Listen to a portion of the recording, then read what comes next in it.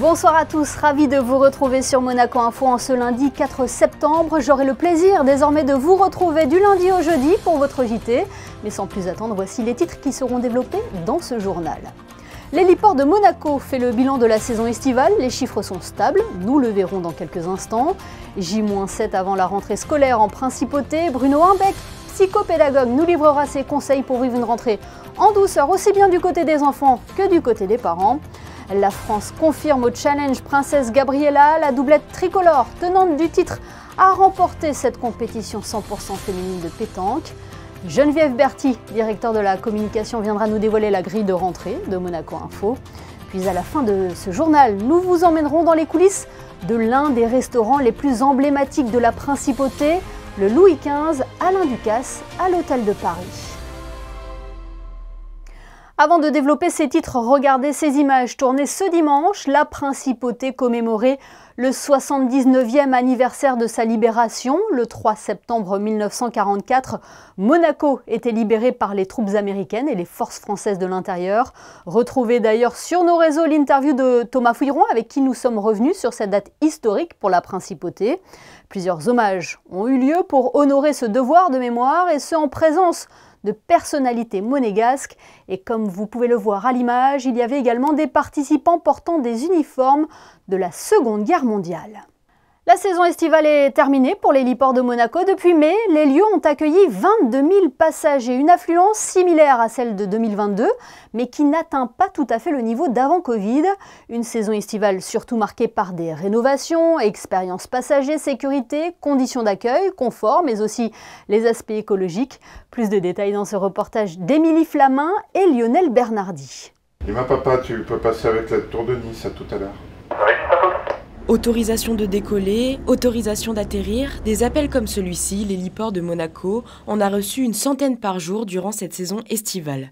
Une période qui a commencé fort en mai avec le Grand Prix de Monaco. Le trafic sur l'été va être à peu près le double de celui qu'on va voir sur la saison hivernale. Et au sein de cette saison estivale, eh bien, on va avoir des gros événements. Le principal, c'est le Grand Prix.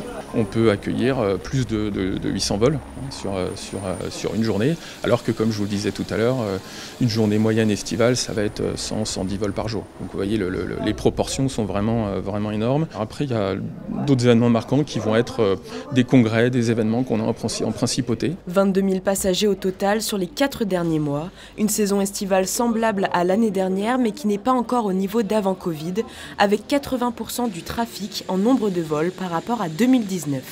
Mais cette année, la saison était surtout marquée par la nouveauté avec la rénovation des lieux. Qui permettent d'avoir des vraies conditions de standards actuels, de qualité, qui sont ce qu'on attend d'une clientèle hélicoptère en principauté. Globalement, ça s'est vraiment très bien passé. Pas de défauts fondamentaux. Donc voilà, on est vraiment satisfait de ça. Et je pense ne pas me tromper en disant que la clientèle de l'héliport l'est également. Même si ces travaux ne sont pas terminés, hein, c'est le début d'un certain nombre d'actions de rénovation.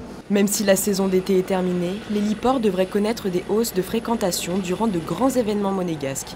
Prochain en date, le Monaco Yacht Show, fin septembre. Alors que les élèves français ont repris le chemin de l'école aujourd'hui, la rentrée scolaire à Monaco aura lieu dans une semaine, le lundi 11 septembre. Nous évoquerons d'ailleurs les grandes lignes de cette rentrée avec Isabelle Bonal, commissaire générale chargée de la direction de l'éducation nationale, de la jeunesse et des sports. Elle sera notre invitée dans le JT de demain, mardi. Comment les enfants abordent ce grand moment? Comment gérer les possibles angoisses? Peut-on vivre une rentrée scolaire en douceur? Pour le savoir, nous recevons ce soir Bruno Humbeck, psychopédagogue. Bonsoir. Bonsoir. C'est un peu un souvenir lointain pour nous, mais que ressent un enfant le jour de la rentrée? Alors ça dépend quel enfant, hein. Ça dépend si c'est une première rentrée, c'est-à-dire que c'est un enfant qui devient un élève par la grâce de l'école, hein, qui découvre un univers tout nouveau pour lui, qui est l'école, ou si c'est un enfant qui a déjà été à l'école et qui retourne à l'école. Le vécu est très différent. Dans le premier cas, il faudra rassurer cet enfant. C'est pas un monde dans lequel il va se mettre en difficulté de manière fondamentale. Et dans le deuxième cas, il faudra simplement lui dire que c'est le retour du même et que ce n'est pas la fin du temps libre. Il restera du temps libre même si on reprend l'école. Voilà, il faut diviser en 3 temps. Il y a le temps de l'école, le temps du temps libre et puis le temps à passer aussi avec la famille, c'est ça? Voilà, c'est ça. Il faut absolument qu'on apprenne tous à couper le temps en 3. Si le temps est coupé en 2, en temps familial puis temps scolaire, on se rend compte qu'on n'a plus de temps libre. L'enfant doit comprendre, comme l'adulte d'ailleurs, qu'il y a 3 temps. Le temps scolaire ou professionnel qui est un temps obligatoire, le temps familial qui est un temps négocié et le temps personnel qui est un temps complètement libre. Et il faut absolument que l'enfant comprenne très tôt qu'il aura toujours du temps libre, même si l'école reprend un nouveau rythme.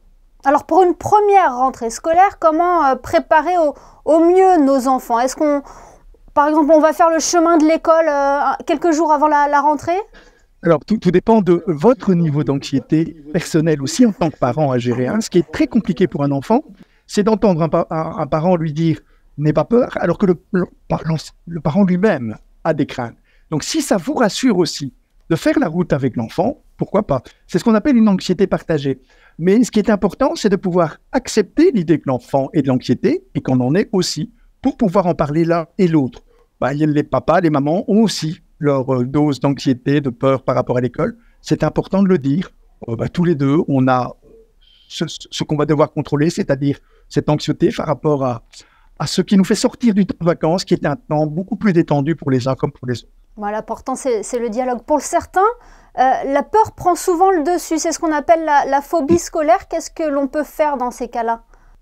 Alors, la phobie scolaire, ça, c'est quand même quelque chose de beaucoup plus spécifique. C'est une peur qui est déréglée, qui fait que c'est plus possible d'aller à l'école. Alors, pour des raisons qui sont parfois liées à des craintes effectives, c'est-à-dire effectivement rentrer dans un groupe, trouver sa place dans un groupe, réussir aussi sur le plan de ce qui est attendu de nous au niveau des apprentissages scolaires, ça peut créer des phobies. C'est pour ça qu'on doit absolument permettre aux enfants de parler de leur peur, parce qu'une peur devient une phobie quand elle n'est pas dite souvent, et lorsqu'il y a quelque chose qui derrière finalement taraude l'enfant, et aussi la peur affective. Celle-là, elle est parfois beaucoup plus difficile à gérer, parce que c'est l'enfant qui d'une part va se dire je vais me détacher de mes parents, pour les tout petits notamment c'est très difficile, mais il y a aussi celui qui dit j'ai peur de décevoir mes parents. Et donc les résultats scolaires, ils ont une couleur affective, et l'enfant qui a peur de décevoir va aussi parfois développer des phobies scolaires. Mais elles ne se manifestent pas à la rentrée. La rentrée, c'est juste un mal-être vis-à-vis d'une situation nouvelle. La phobie scolaire, c'est en cours d'année, parce qu'il faut déjà un certain vécu scolaire pour entretenir cette phobie. Bruno Imbecq, vous êtes également spécialiste du harcèlement scolaire. Vous avez d'ailleurs écrit un guide pour les parents aux éditions Odile Jacob. C'est un fléau qui est malheureusement toujours d'actualité. Comment agir et quels signes doivent alerter les parents? Alors, surtout pas chercher des signes. Il n'y en a pas. Ça ne se voit pas, le harcèlement scolaire. Ça s'entend, ça s'écoute. Il faut que l'enfant puisse oser parler de ce qu'il vit. Et il faut surtout qu'il puisse parler non pas harcèlement ou pas harcèlement. Je ne peux pas essayer de faire un diagnostic, mais les émotions qu'on peut vivre. Je suis triste, j'ai peur, je suis en colère. Et toujours créditer ces émotions sans les minimiser. C'est vraiment important quand un enfant dit je suis en colère parce qu'on se moque de moi, par exemple, de ne pas lui dire non, c'est de l'humour, tu n'as pas à être en colère. Une émotion, ça se dit, ça ne se contredit pas. Et les parents doivent pouvoir créditer ces émotions, puis les transmettre à l'école. Pas en rentrant à l'école en disant « mon enfant est harcelé, agissez s'il vous plaît », mais « mon enfant vit des émotions difficiles, qu'est-ce qu'on peut faire ensemble pour que ça se passe mieux ?» Généralement, le terrain alors est mieux prédisposé à une action positive que lorsque on utilise ce qui est devenu un bélier, le mot harcèlement, qui permet de faire rentrer parfois de manière très, très, très violente au sein de l'école. Je pense qu'il faut être très, très attentif à ne pas trop utiliser le mot, mais toujours protéger les émotions de son enfant. Être à l'attention et dialoguer. Voilà les outils pour réaliser une rentrée scolaire en douceur. Parce que les enfants ne parlent pas parce qu'ils ont peur de décevoir leurs parents. Et donc, c'est vraiment important qu'ils puissent dire ce qu'ils vivent et ce qu'ils ressentent, à la fois au niveau de l'intégration au sein du groupe et au niveau de ce qu'ils sont en train de vivre par rapport aux apprentissages. Eh bien, merci beaucoup Bruno Imbecq d'avoir été avec nous ce soir sur Monaco Info. Merci à vous. Retour à présent sur un tournoi qui connaît de plus en plus de succès. La 2e édition du Challenge Princesse Gabriella s'est tenue ce week-end au Stade Bouliste Régnier 3, une compétition internationale 100% féminine que Yannick de Bever et Sylvain Péroumal ont suivi pour vous. Le Challenge Princesse Gabriella connaît un succès de plus en plus important. La deuxième compétition internationale de pétanque s'est déroulée ce week-end au cercle bouliste Régnier 3, sous les yeux du souverain et sa fille, la princesse Gabriella. 76 doublettes féminines étaient inscrites avec notamment des équipes nationales représentant l'Espagne, championne du monde en titre, l'Italie ou la France. Nous avons fait le pari il y a quelques années d'organiser un événement exclusivement destiné aux féminines. Beaucoup d'organisateurs couplent la compétition féminine avec la masculine qui, à mon sens, est une mauvaise idée. Donc nous nous positionnons aujourd'hui comme le deuxième tournoi français et peut-être le 5e européen, puisque les feux de l'actualité sont branchés exclusivement sur les féminines. 9 équipes monégasques représentaient le drapeau rouge et blanc pour cette compétition et une d'elles est parvenue à se hisser en quart de finale après un joli succès remporté face à une des équipes françaises. À une semaine de la Coupe du Monde de pétanque au Bénin, ce challenge international Princesse Gabriella avait tout d'une répétition. Au bout de cette belle compétition, la doublette française Perret-Bandiera a triomphé, offrant un second titre monégasque consécutif à Nelly Perret. Aujourd'hui, on a trouvé le niveau féminin vachement élevé. Il y avait beaucoup d'équipes étrangères. Franchement, le cadre il est très beau, l'organisation elle est magnifique aussi. Voilà, après ça a été une très belle compétition pour une bonne préparation qui nous attend le championnat du monde dans 4 jours. Donc ouais, très contente de cette victoire. Au vu du succès grandissant de la compétition, il se pourrait bien que le format du prochain challenge Princesse Gabriella évolue pour revenir à un format triplette, un moyen d'attirer encore un peu plus de monde en principauté. Amoureux de belles voitures, le reportage qui va suivre va sûrement vous séduire. Cars & Coffee Monaco fête ses 10 ans cette année. Ce rendez-vous réunit les passionnés de voitures de collection sur les terrasses du casino. Yannick de Bever, Alban Gingembre et Louis Borgia sont allés y faire un tour. Ce dimanche, tout bon amateur de voitures de collection devait être sur les terrasses du casino pour le 42e Cars & Coffee, le rendez-vous des passionnés d'automobile à Monaco. Ce qui nous rassemble ici, c'est le bonheur de la symphonie mécanique, comme un Flat 6, par exemple.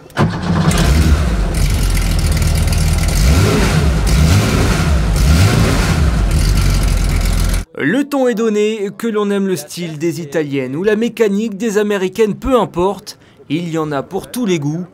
Tous les 3 mois, depuis 10 ans, les pétrolheads, comme on les appelle, les fanatiques de voitures thermiques se rassemblent à Monaco pour faire admirer leur voiture et échanger sur leur passion le temps d'un bon repas. Pour les 10 ans, on va faire un petit rallye qui partira de Monaco le 13, le jour de l'anniversaire, donc le 13 octobre.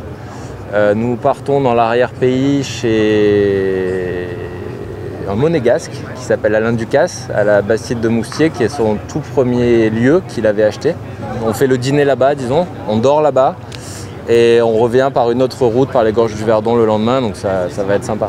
Se promener entre toutes ces voitures uniques, c'est aussi avoir la chance de croiser Marty McFly, de passage dans notre époque et fier de conduire la DeLorean du Doc. La voiture, déjà, c'est l'esthétique en premier. Quand on voit la voiture, c'est une voiture qui sort de l'ordinaire avec les portes papillons, avec la carrosserie en inox. C'est une voiture qui a été designée par Giugiaro à l'origine. Donc c'est pas n'importe qui. C'est un gars qui a fait des prototypes incroyables, mais qui a aussi fait des voitures qui sont rentrées dans l'histoire de l'automobile, comme par exemple la Panda ou la Golf première génération. Donc oui, l'esthétique de la voiture est assez incroyable. Oui. Chaque propriétaire a une histoire singulière avec sa voiture, qu'elle ait été l'objet d'un rêve ou d'un coup de foudre. Une transmission d'histoire de passionné en passionné depuis 10 ans et qui n'est pas prête de s'arrêter. Cela ne vous a peut-être pas échappé, le JT de Monaco Info change de décor. Un nouvel habillage pour la rentrée, mais aussi de nombreux rendez-vous. Pour en parler, Geneviève Berthy, directeur de la communication, nous attend en plateau. Bonsoir Geneviève Berthy. Bonsoir Amélie. Quelle est la tonalité de la rentrée sur Monaco Info? La tonalité, c'est l'ADN de Monaco Info. Tout ce qui se passe à Monaco est sur Monaco Info, avec de l'institutionnel, du patrimoine, de la culture et du sport, bien sûr. Alors dévoilez-nous la grille de la rentrée. Qu'est-ce que les téléspectateurs vont pouvoir découvrir sur notre antenne dès à présent? On commence dès la semaine prochaine avec la Coupe Davis, un grand direct de tennis les 15 et 16 septembre, puisque Monaco accueille l'Équateur. On sera à la fin du mois avec Hugo Mikhalev qui dispute son premier combat professionnel à Monaco, toujours en direct. On sera aussi au Conseil national à la fin de la semaine pour l'hommage rendu au prince Régnier III. On accompagnera Son Altesse Sérénissime le Prince Souverain à la COP28. On sera aussi, grâce à notre correspondante à New York, à l'ouverture du débat général de l'Assemblée générale des Nations Unies. Est-ce qu'il y a des nouveautés aussi qui vont rythmer l'antenne de Monaco Info? La nouveauté, je viens de vous en parler, c'est notre correspondante à New York qui nous proposera une pastille chaque semaine pour prendre le pouls outre-Atlantique ou nous rapporter ce que les Monégasques ou les gens qui font Monaco auront fait sur place. La deuxième nouveauté, qui n'en est une sans être une, c'est la reprise des experts football avec David Ducci, qui est l'assistant d'Hervé Renard en équipe de France et qui surtout a été formé à l'AS Monaco. On sera aussi avec Ali Traoré pour les experts basket. Et puis une édition le dimanche, en fin de journée, un nouveau rendez-vous à 18h30 pour l'actualité du week-end, les résultats sportifs et tout ce qui se sera passé le dimanche avant notre 19h du lundi. Vous l'avez dit, tout ce qui se passe à Monaco et sur Monaco Info, on pourrait rajouter aussi et sur tous ces supports. Alors oui, c'est bien d'avoir rendez-vous avec la lucarne dans le salon, c'est aussi bien d'avoir rendez-vous avec notre communauté, avec ce qu'il y a dans notre poche, dans notre sac, une tablette, un smartphone. Donc nous avons déjà développé une communauté sur le réseau, on est sur Instagram, sur TikTok avec un nouveau format qui s'appelle le 60 secondes et qui est un décryptage de l'actualité monégasque. Sur Facebook, bien sûr, sur X maintenant, puisque anciennement Twitter, avec une communauté qui est déjà à 150 000 abonnés environ et qu'on espère faire grandir, bien sûr, avec de l'image toujours, mais aussi de la photo, puisque toute notre équipe de photographes suit l'actualité de Monaco. Et c'est une autre façon de parler à la communauté aussi. Bien, merci beaucoup Geneviève Berthy. Merci Émilie. Dans le reste de l'actualité en images, le bal du marché était de retour à la Condamine. Après le succès de la première édition, la mairie de Monaco a souhaité reconduire ce moment convivial à l'esprit guinguette, le tout sur fond d'ambiance musicale. Les Monégasques étaient au rendez-vous, ils ont même esquissé quelques pas de danse. Nous vous emmenons à présent dans les coulisses de l'un des restaurants les plus emblématiques de la Principauté. Le Louis XV, Alain Ducasse, à l'Hôtel de Paris, compte 3 étoiles au guide Michelin. Sa renommée est mondiale. Derrière ce succès se cache le travail d'une équipe aussi bien en cuisine qu'en salle. Notre caméra a capté les derniers préparatifs avant le service. C'est un reportage d'Émilie Terrasson et Alban Gingembre. Un plateau s'il vous plaît. Oui, chef. Derrière les portes de l'hôtel de Paris, le chef Alain Ducasse et le chef Emmanuel Pilon ont à cœur d'élaborer des plats d'exception. Un plaisir qui passe par l'amour du partage et de leur savoir-faire. La naturalité, c'est une façon d'être, une façon de penser. C'est respecter le produit, respecter celui qui l'a produit, donc le producteur, respecter les saisons, tout utiliser, ne rien jeter, vraiment faire attention à tout. Et quand on crée des plats, voilà, on utilise tous ces outils, tout ça, et c'est ce qui nous fait avancer. Et table 2 bis, on a une invitation, menu agapé. Ils sont tous les deux sans viande. Avant le début du service, les 50 membres de l'équipe commencent à s'activer. Il est important pour eux d'établir un lien entre la cuisine et la salle.